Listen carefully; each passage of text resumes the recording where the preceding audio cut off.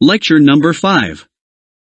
Hello everyone, so today I am just going to finish the chapter of research methodology, and then we will be moving on to stratification. In the last chapter we discussed the different types of data and the methods of collecting them. We also identified the attitude of both the interactionists and the positivists towards each type and method.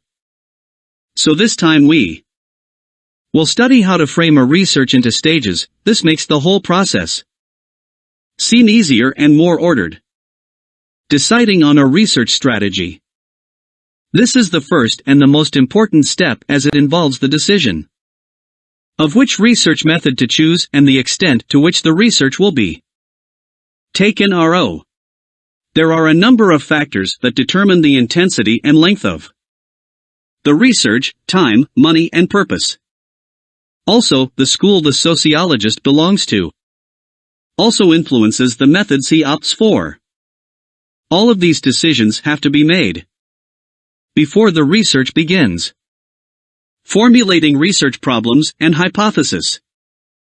The type of data determines the research frame and the attitude of the researcher towards things like reliability, ability of a research to give the same results at a later time, and validity, ability of a research to give the actual and accurate result.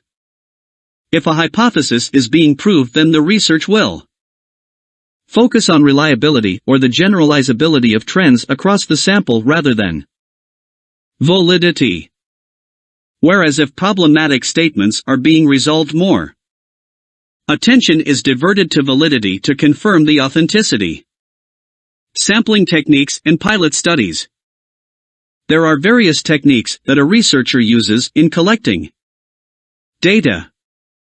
Sampling techniques are the methods a researcher might use to collect a sample for his research. Random sampling. This method means that every person in a community has an equal chance to be accepted in the sampling frame. Its aim is to make the research as unbiased as possible. The social characteristics of the individual are not seen as being important. Stratified random sampling. A stratified sample would endeavor to represent as exactly as possible one or many of the social characteristics of members. E.g., if the subject of research was all the pupils in a class where there were 30% females and 70% males. The sampling frame might take in only 10 students from the school, but 3 will be females and 7 will be males. Quota sampling.